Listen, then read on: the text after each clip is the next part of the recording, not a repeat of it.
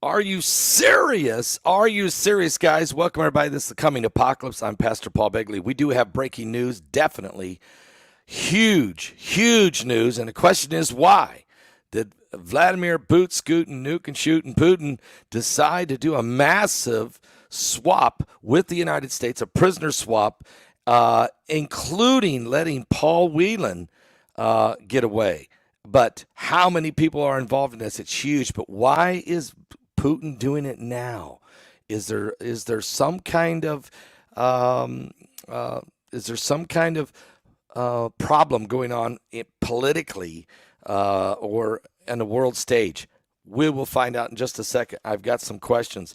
First of all, let's put a shout out right now for www.pastorpaulgold.com. That's www.pastorpaulgold.com, or you can call them on the phone at 877-646-5347. In a world of economic uncertainty, guys, there's a revolution happening right above our heads.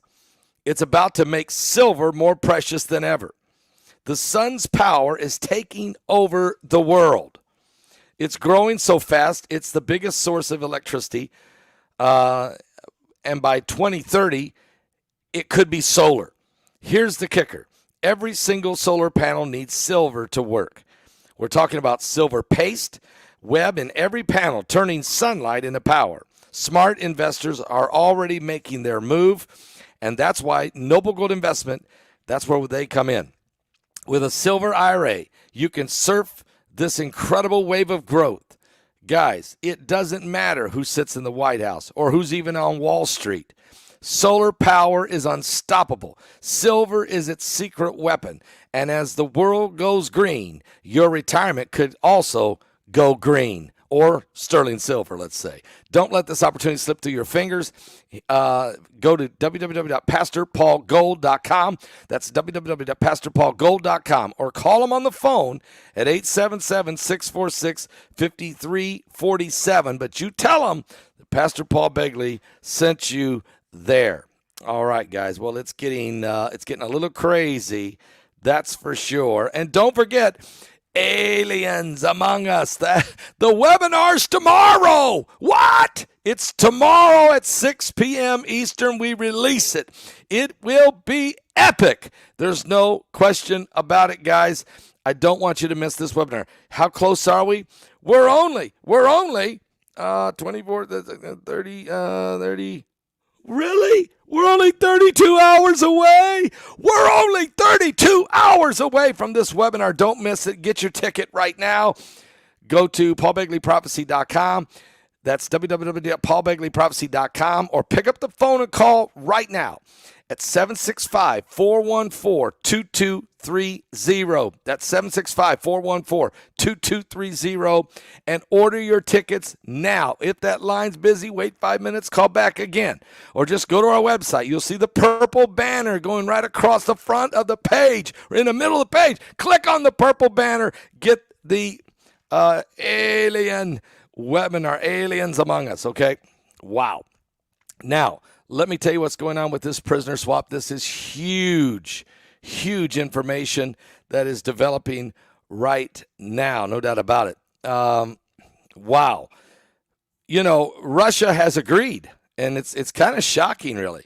They're going to free Evan Gerkovich and Paul Whelan in a multi-country prisoner swap. It's not just Russia and the United States, but multiple countries. Now, this makes me feel that Putin is trying to find some soft ground to land on here. Russia and the United States have agreed to swap prisoners in an extraordinary multi-part deal, according to senior Biden administration officials. The swap will allow the two wrongfully detained American citizens that are being held right now by Moscow. According to the Wall Street Journal, their reporter Evan Gershkovich and former U.S. Marine Paul Whelan are going to return home. Whelan has been there since 2018, a political prisoner. He was convicted of espionage, which he says is absolutely insane, and has been sitting in prison in Russia since 2018 for over 6 years. Then there's Evan Gersovich. He's 32 years old. He was arrested by Russian authorities back last year in March of 2023. Also charged and convicted of espionage, in which he was sentenced to 16 years in prison here last month. He's been there since March of 2023. He and the U.S. officials flatly deny, and with President Joe Biden saying that Gersovich was targeted for being a journalist and for being an American. After an unusually hasty trial in Russia that played out behind closed doors, Evan Gersovich was found guilty and sentenced to 16 years in a high-security maximum colony. Paul Whelan, who holds a U.S. and British and Irish and Canadian citizenships. That's right. Paul Whelan is a citizen of the United States, of Britain, of Ireland, and of Canada. He was arrested in December of 2018 while traveling on an American passport in Russia. He was also accused of espionage. He is a former Marine. Well, once a Marine, you're always a Marine. Both Biden and Trump administrations denied the allegations against Whelan because this happened to him while Trump was in office. He was convicted on the charges in June of 2020 and sentenced also to 16 years in prison. He has been serving them in harsh conditions for the last 6 years. For some reason, Putin is going to swap. He's going to let those two guys go, but we're hearing that it could be 30 or 40 prisoners being released from multiple countries. And how many Russians do we... Okay.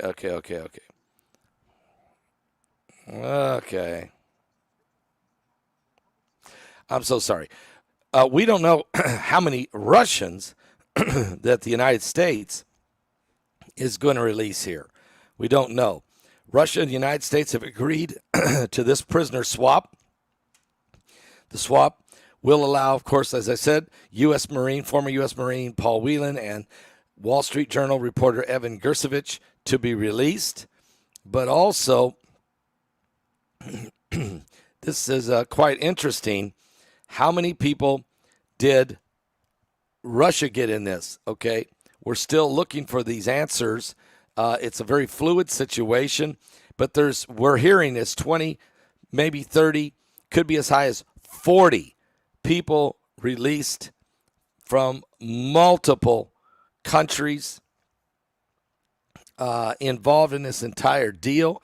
The White House has yet to speak. We haven't heard from President Biden. We really haven't heard from President Biden in the last, since he officially announced he was resigning, or not resigning from the presidency, but walking away from the election. Really, we haven't seen him or heard much from him. We're expecting maybe that we'll hear from him today. Or does he let Harris announce this? I would think he would do it, okay? We don't know if he's been on the phone with Vladimir Putin on this whole deal. Knowing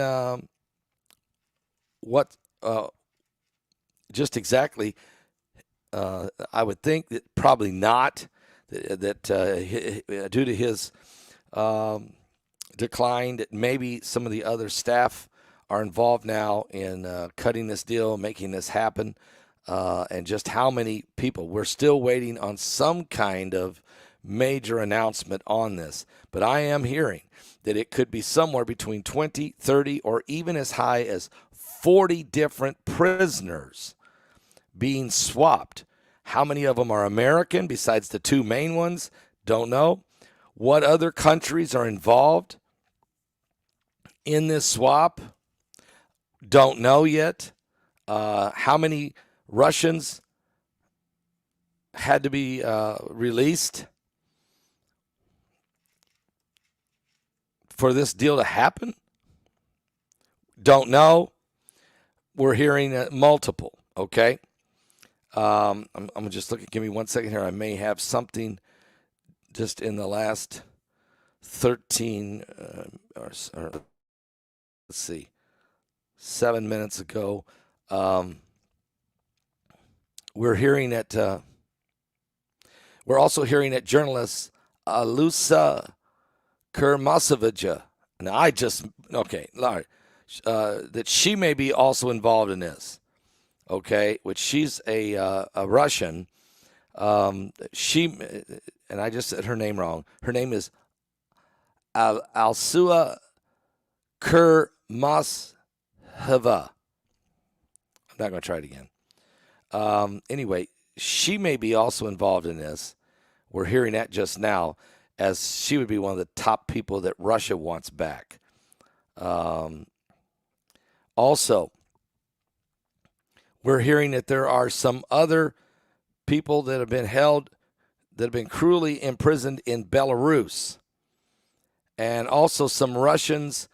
There's also some people who have been in Crimea who may be also getting turned loose. We're hearing that Ihar Lozik and Andrei Kuznechik in Belarus, also Vladislav Yaspiniko in Crimea. I'm saying their names wrong. Several U.S. media outlets report that Wall Street Journal Evan Gersovich, as I've said, U.S. Marine, former Marine Paul Wheeling also are going to be released. But also, as I said, there's also an activist, Vladimir Kermursa, who is a dual Russian-British citizen. We're hearing now that he's going to be released, okay? And so there's just, again, it's way too early. Olga Kardova is a lawyer. She's being swapped out. So there's a lot going on here. We're going to have to wait and see just how many how many prisoners are being exchanged. But it looks like a lot of people in a lot of different situations. All right. So this is a big swap. This is a big release. There's going to be a lot of relieved families, a lot of happy people, probably all the way around. And you got to wonder, why is Putin wanting to do this? Why is he now willing to do this? I'm sorry about that. I was reading. I know the camera was off there. I'm sorry. I was reading on another page. Why is he willing to do this is the question, Is his standing in the world? He got shut out of the Olympics. The Olympics is going on right now. China's in the Olympics. Everybody's in the Olympics. Russia was told, stay home. You don't get to play. You don't get to participate. He's getting a bad rap around the world. He's being isolated. I mean, Iran is in the Olympics. Okay? Iran is in the Olympics. China's in the Olympics. North Korea is in the Olympics. But Russia was told to stay home. And I would say that Putin is not liking that. I don't know what these sounds are. They're going off everywhere, so I can't figure that one out. But I'll try to figure it out before it's all said and done. We have an incredible information, though, coming to us. We're watching this very closely, but it is a very fluid situation. It's a huge swap taking place, and we're going to continue to keep a close eye on this because, this is historic. But could it be not just Putin who needed the good press, but maybe it was Biden and Harris because of the election? Maybe they wanted to look like heroes. Maybe Biden and Harris want to look like champions, pulling this off, getting some of these desperate Americans that have been held imprisoned in harsh conditions in Russia. Maybe it was the U.S. that gave up a ton of people that we've been holding on to so that we could get this big victory and make this look like, again, the Biden and Harris administrations are working feverishly to make things happen leading up to this election. So, again, we're going to watch closely what's going on. There's a lot taking place. And you know what? When these things start happening, there's a lot involved in this. Let's just face it. We just got confirmation today that for sure that Hamas leader that Israel said they did kill back on July 13th. I believe it was July 13th. July 13th is the day, of course, Trump was shot. But it was back just a couple weeks ago that Israel had killed a high-ranking Hamas leader, but we couldn't get confirmation. Well, today the DNA has been confirmed it was him. He is dead. So think about this. Israel has now killed 3 major leaders, 2 of them from Hamas and 1 from Hezbollah. It was the number 2 guy in Hezbollah. Israel killed him in Beirut, Lebanon. And then also Israel killed the top Hamas political figure in Tehran, Iran, the same day. And, of course, about 2 weeks ago, they killed another high-ranking Hamas leader over in Gaza. So the Sinwar is still loose. Sinwar is the guy everybody wants to get. He's hiding deep, deep, deep in a bunker somewhere, probably 10 stories down under Rafah or someplace, trying to hide from the Israelis. But the Israel continues to pound and send in the troops and tanks and continue to fight looking for him and to try to completely cut off the head of the snake and put an end and to completely disarm Hamas. Hamas is pretty well disarmed. They're in retreat. They're on a run. They're running away. And they're using citizens, innocent Palestinian citizens, I should say, Gazans. They're using them as human shields, and they have been for a long time. Meanwhile, the question is now, Iran has vowed to attack Israel. They have vowed for years to wipe Israel off the face of the map. This isn't like the first time they've ever vowed. But I would say they are really looking for an angle. And they're probably looking for a partner or partners, other nations, to allow them to use airspace or maybe to use Russian technology or North Korean technology or even Chinese technology to be able to penetrate past the Iron Dome of Israel to do the destructive work they want to do. Israel is aware that they are fighting a war on multiple fronts. They know they're fighting Hezbollah of southern Lebanon. They know they're fighting Hamas in Gaza. They know now they are fighting directly with the Iranians. And the Syrians just met. Remember, President Bashir al-Assad just went to Moscow last week and met with Vladimir Putin in the Kremlin. And so we don't know. And then there's Turkey, who has vowed to attack and do devastating damage and retaliation to Israel. That's according to their president, Erdogan of Turkey. So we're seeing the entire World War III scenario. We know we're in Psalms 83. We've been talking about that now since really October 7th. October 7th was the beginning of Psalms 83, no doubt.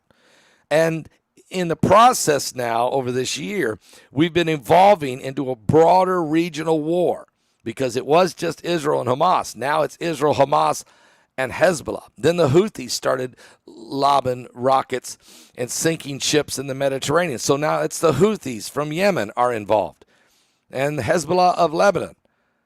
And then the Iranians fired the 320 rockets at Israel. So Israel has now assassinated top Hamas and Hezbollah leaders and taking out this top man while going to the presidential inauguration of a new president in Iran is the boldest move I've ever seen. I mean, this is bold. What a bold move by Benjamin Netanyahu.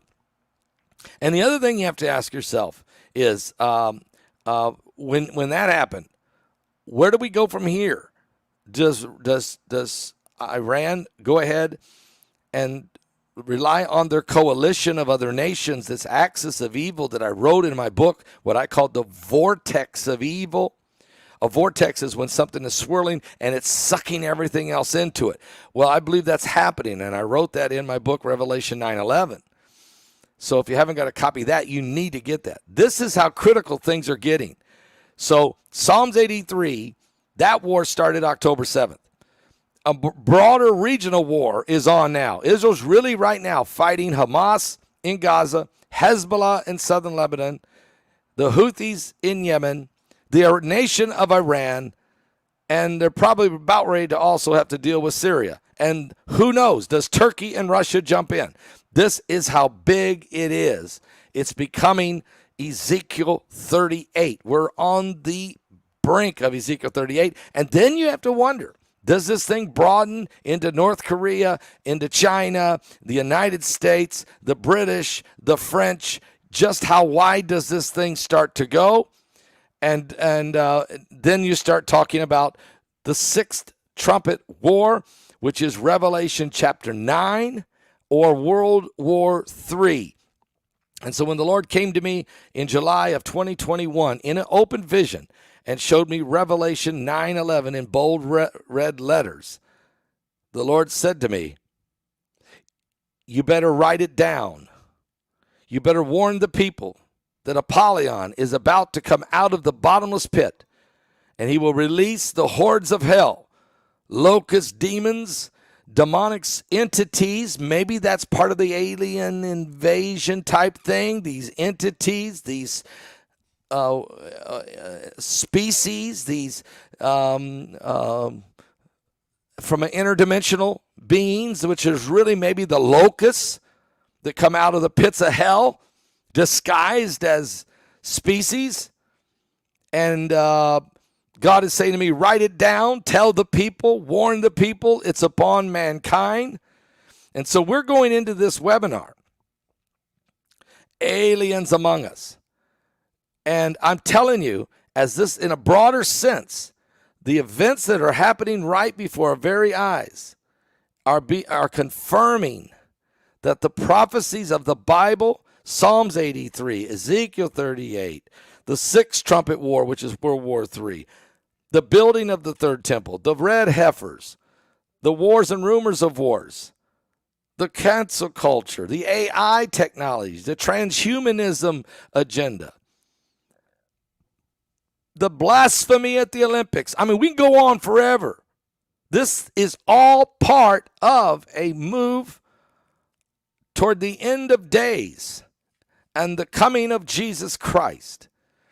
So I'm going to ask you, if you would, take the moment, go to my website at paulbegleyprophecy.com, click and get your ticket today. We're 32 hours away from the webinar being released.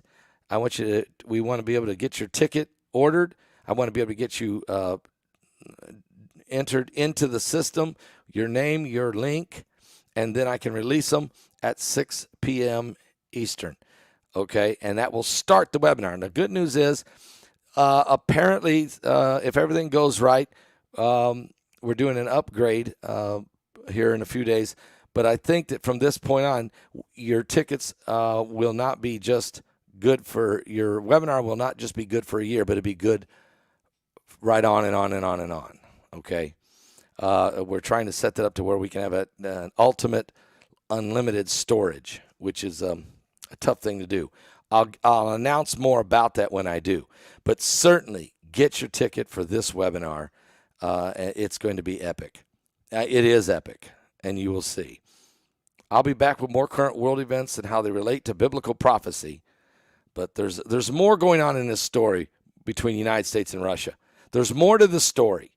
Russia needs this for some reason, probably to change their standing in the world.